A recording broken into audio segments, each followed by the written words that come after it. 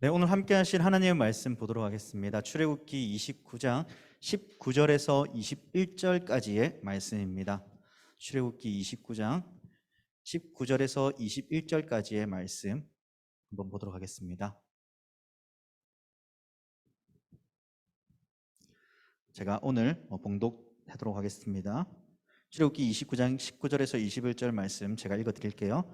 너는 다른 순양을 택하고 아론과 그 아들들은 그 순양의 머리 위에 안수할지며 너는 그 순양을 잡고 그것의 피를 가져다가 아론의 오른쪽 깃뿌리와 그의 아들들의 오른쪽 깃뿌리에 바르고 그 오른손 엄지와 오른발 엄지에 바르고 그 피를 제단 주위에 뿌리고 제단 위에 피와 관유를 가져다가 아론과 그의 옷과 그의 아들들과 그의 아들들의 옷에 뿌리라. 그와 그의 옷과 그의 아들들과 그의 아들들의 옷이 거룩하리라.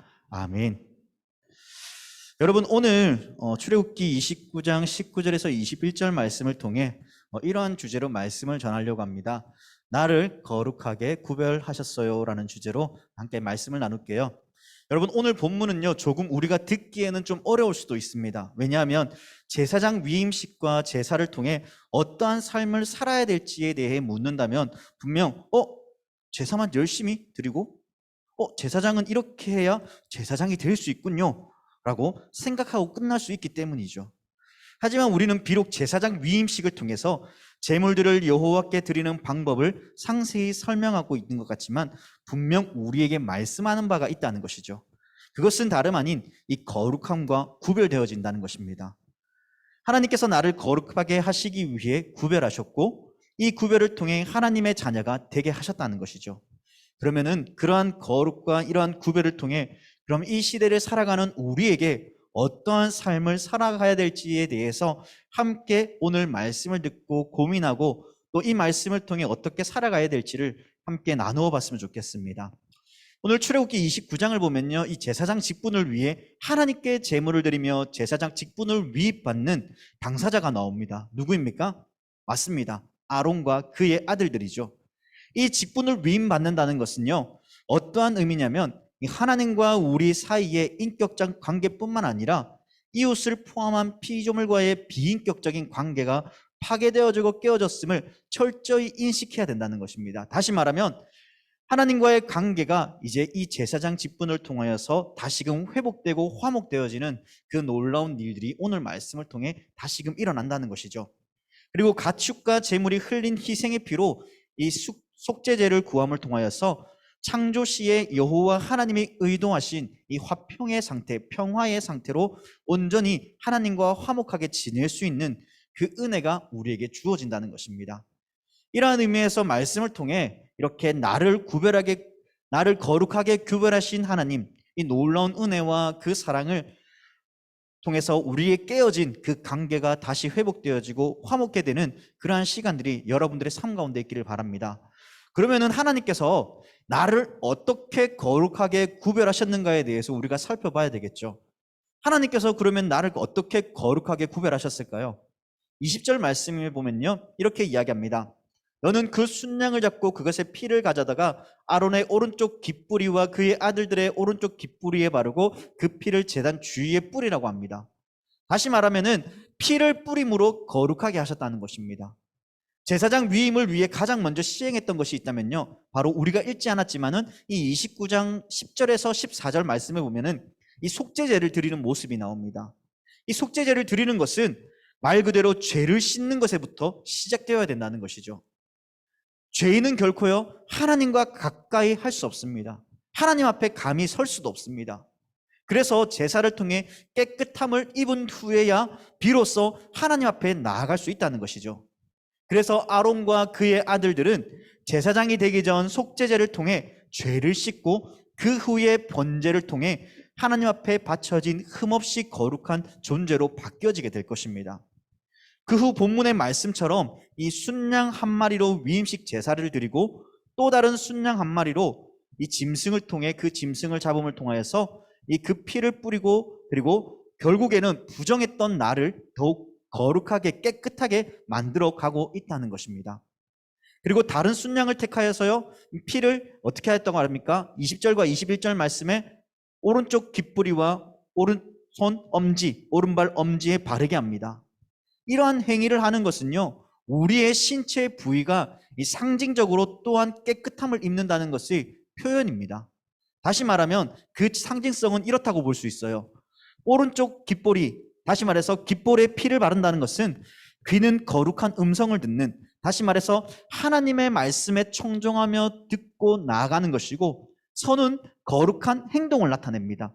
그래서 하나님께 순종하는 삶을 나타내는 것이죠. 발은 거룩한 길을 걷는 삶의 자세를 보여주는 것입니다. 이러한 것을 종합해보면 무엇입니까? 하나님 앞에 거룩한 자가 하나님의 음성을 듣고 하나님의 말씀에 청종하며 그 손을 통해, 거룩한 손을 통해 하나님의 영광을 드러내고 거룩한 발을 통해 하나님의 그 길을 걸어간다는 것이죠. 그리고 마지막에 무엇이라고 얘기하고 있어요? 옷에 피를 뿌림으로라고 얘기합니다. 이 거룩한 지체로 구별되게 하셨다는 것이죠. 이는 곧 하나님의 일을 제사장의 의무와 삶을 통해 하나님께 영광 돌리는 것입니다. 또한 이 피는요, 예수님을 상징하고 있습니다. 예수님의 피가 우리의 모든 죄가를 씻으셨습니다. 여러분 그것을 믿으시나요? 아멘인가요? 아멘. 그 피로 말미암아 우리는 거룩한 백성이 된 것이죠.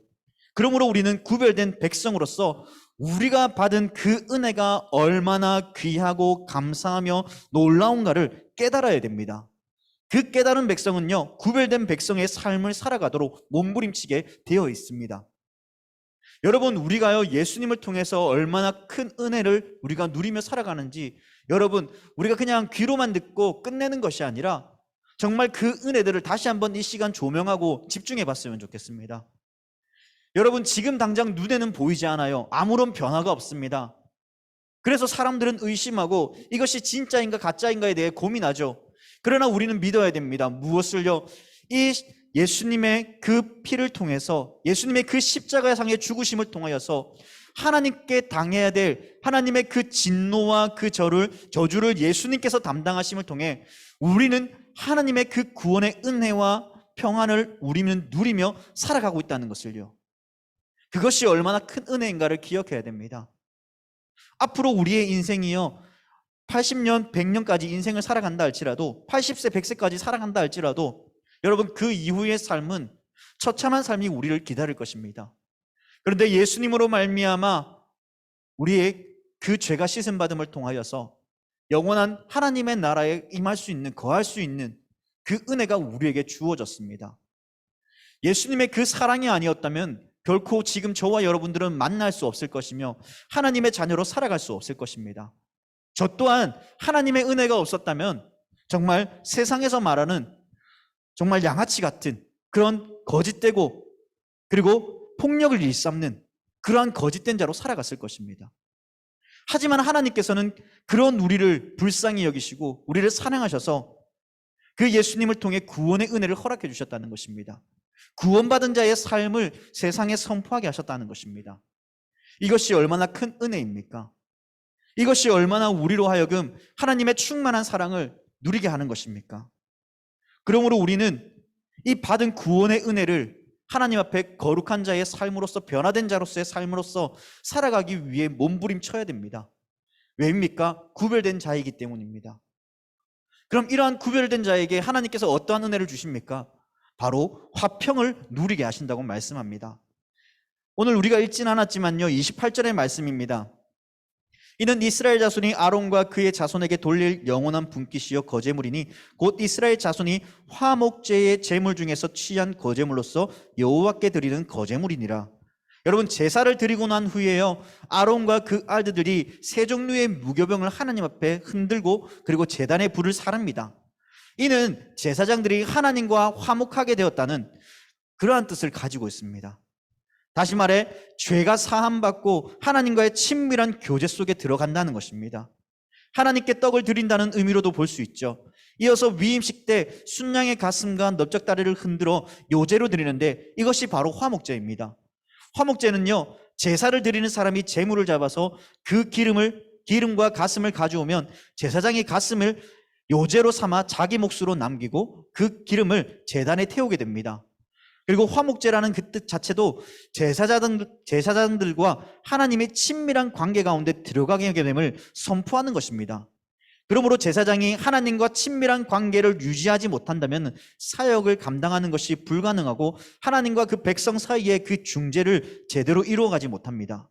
사역보다 우선하는 것이 있다면 바로 하나님과의 친밀한 관계라는 것입니다. 오늘을 살아가는 저와 여러분 모두요, 이 베드로전서 2장 9절의 말씀처럼 그러나 너희는 택하신 족속이요 왕 같은 제사장들이요 거룩한 나라요 그의 소유가 된 백성이니 이는 너희를 어두운 데서 불러내어 그의 기이한 빛에 들어가게 하신 이의 아름다운 덕을 선포하게 하려 하심이라는 말씀처럼 우리로 왕 같은 제사장으로 우리를 불러주셨습니다. 다시 말하면은 나의 삶의 자리에서 하나님과 화목하며 하나님과 친밀한 교제의 관계 속에서 화목과 화평을 누리기를 원하신다는 것입니다. 무엇을 통해서요? 하나님께 예배하는 그 삶을 통해서 말입니다. 우리는 이 거룩한 주일, 우리가 따로 날을 정해서 이 모일 수 있는 그 시간들을 정해 이 주일날 함께 모여 예배합니다. 이 예배를 통해서요, 우리는 하나님과의 화목한 그 친밀한 교제를 나누고 있는 것입니다. 그러나 돌이켜보면 여러분, 주일이라고 이야기했을 때 우리가 이 주일만 하루의 날만 정하는 것이 아니라 하루하루 모든 날들이 안식일과 같이 하나님과의 친밀한 교제와 그 나눔이 있는 삶으로 들어가야 된다는 것입니다. 월요일부터 토요일까지 여러분들 마음대로 살았다가 아니라 월요일부터 토요일까지 하나님과 동행하는 삶, 하나님의 말씀을 읽고 찬양하며 예배하는 삶, 그러한 삶을 통하여서 하나님과의 친밀한 교제의 삶을 통해 하나님께서 부어주시는 화목과 그 화평의 은혜를 우리는 누리며 살아가야 된다는 것입니다. 사랑하는 여러분, 그러한 삶을 살아가는 자에게, 거룩한 자의 구별된 제어진 그러한 삶을 살아가는 자에게 하나님께서는 화목케 하시는 은혜를 더해 주신다는 것이죠. 여러분, 나의 삶의 자리에서 하나님과 화목하며 하나님과의 친밀한 교제의 관계 속에서 그 은혜들을 누렸으면 좋겠습니다. 이것은 거룩한 백성만이 누릴 수 있는 특권입니다. 구별된 백성만이 누릴 수 있는 특권이라는 것이죠. 이러한 은혜를 우리는 잃어버리지 않도록 몸부림쳐야 됩니다. 그러한 몸부림을 위해서 여러분, 이번 한 주간 힘들고 어려운 삶이지만은, 그리고 여러 가지 나에게 닥쳐오는 괴로움도 있을 것이고 아픔도 있을 것이지만은 그것을 견디어 이겨내며 나는 이번 한 주간 하나님께 기도하는 삶을 살겠어. 아니야, 나는 이번 한 주간 하나님을 찬양하는 삶을 살겠어. 나는 이번 한 주간 하나님 앞에 짧게라도 하루에 한 절씩이라도 말씀을 읽으면서 하나님의 그 말씀을 귀하게 여기겠어. 그러한 삶으로 여러분, 이번 한 주간을 버텨내고 살아낼 수 있기를 바랍니다. 마지막으로 구별되어진 백성은요, 이 거룩성을 전수해야 됩니다. 29절과 30절 말씀에 이런 말씀이죠. 아론의 성인은 후에 아론의 아들들에게 돌릴지니 그들이 그것을 입고 기름 부음으로 위임을 받을 것이며 그를 이어 제사장이 되는 아들이 회막에 들어가서 성소에서 섬길 때에는 이레 동안 그것을 입을지니라. 아멘. 이 제사장직에 관한 규례를 정하심을 통하여서 이 제사장이 끊어지지 않도록 명하셨습니다. 왜일까요? 제사장을 통해 계속적인 용서와 화목의 은혜를 하나님께서 당신의 백성들에게 베풀어 주시기 위함입니다. 만약 이러한 은혜가 끊어진다면 우리는 하나님과의 지속적인 그 관계를 맺을 수 없습니다. 이러한 은혜가 지속되지 않는다면 우리는 죄의 노예가 되어서 종살이하며 다시금 하나님과의 바른 관계를 맺지 못할 것입니다. 우리를 괴롭게 할 것이며 하나님과의 그 관계를 무너뜨림을 통하여서 하나님은 없다라고 부정하게 할 것입니다. 심지어 그 죄를 통하여서 하나님의 그 거룩한 백성의 삶이 아닌 사탄 마귀의 종이 되는, 그래서 고통받고 아파하는 그러한 삶으로 우리는 변화되어져 갈 것입니다. 그러므로 이 거룩성을 우리는 전해야 되고 유지해야 됩니다. 그러므로 하나님께서는 제사장의 직무를 이어오게 하심으로써 이 거룩성을 다음 세대에도 유지케 하셔서 그들과 교제하기를 원하셨다는 것입니다. 오늘을 살아가는 우리에게도 동일하죠. 무엇입니까? 그 거룩성이 우리의 가정 가운데, 그리고 우리의 교회 가운데, 여러분들이 나아가는 학교 가운데 하나님께서 우리를 부르시면 그곳에서 하나님과 친밀한 교제와 하나님의 백성으로서의 삶이 무엇인가를 나타내기를 원하십니다. 이 일을 통해 하나님의 거룩한 나라, 제사장의 나라로 세우기를 원하신다는 것이죠. 이 일을 위해 예수님께서 우리를 위해 십자가에 달려 죽으셨고 죄인된 우리를 구원해 주셨습니다. 그러므로 끊임없이 하나님 앞에서 우리의 죄를 용서받고 주님과 친밀한 교제를 나누며 세상에 하나님의 사랑을 드러내고 전해야 됩니다. 사랑하는 여러분, 때로는 부모님들이요 여러분들에게 신앙을 전수할 때가 있습니다. 함께 예배드리자, 함께 말씀을 듣자 할 때가 있습니다. 물론 그렇지 못한 가정도 있겠죠. 그래서 이렇게 주일날 우리가 함께 모여서 예배드리는 이러한 시간들을 통해 하나님과의 친밀한 교제의 삶 속에서 세상과 다른 삶이 무엇인지, 하나님께서 부어주시는 그 은혜가 무엇인지, 지금은 우리가 함께 예배를 드리지 못하고 각자의 자리에서 처소에서 예배를 드리지만은 우리가 다음 주에 와서 함께 예배를 드릴 때 함께 교제하며 나누는 그러한 은혜의 삶을 통하여서 하나님께서는 우리에게 크나큰 사랑과 은혜를 부어주신다는 것입니다.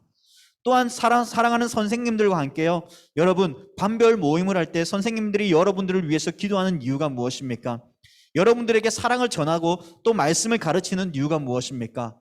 바로 하나님과의 그 관계와 그 교제가 끊어지지 않기를 바라는 것입니다. 이러한 교제와 그 관계 속에서 하나님의 풍성한 은혜가 여러분들의 삶 가운데 차고 넘치기를 바라는 것이죠. 그러한 삶으로 우리는 들어가야 됩니다. 그러한 삶으로 구별된 백성으로 우리를 부르시기 위해 예수님께서 우리를 위해 희생당하셨고 죽임을 당하셨습니다. 누구를 위해서요? 저와 여러분들을 위해서 말이죠. 하나님께서 우리를 거룩한 제사장으로 불러주셨습니다. 예수님을 통해서 말입니다. 그리고 우리는 그 각자의 자리에서 나의 삶의 영역에서 하나님을 예배하며 하나님과 친밀한 교제를 나누기를 원하십니다. 그러한 삶을 우리 모두 이번 한 주간 살아내며 그러한 삶을 통해 하나님께 영광 돌리는 우리 사랑하는 우리 고등부 친구들이 되기를 주님의 이름으로 간절히 부탁드립니다. 아멘. 함께 기도하겠습니다. 사랑의 아버지 하나님 감사합니다. 세상에 수많은 사람들이 있었지만 우리로 구별되게 불러주셨고 하나님의 거룩한 제사장들이여 거룩한 백성이 되게 하셨습니다. 이 은혜를 기억하며 나의 삶의 영역 가운데 거룩함을 드러내게 하여 주옵소서. 그리고 하나님께 영광 돌리는 백성이 되도록 인도하여 주옵소서. 예수님의 이름으로 간절히 기도드립니다. 아멘.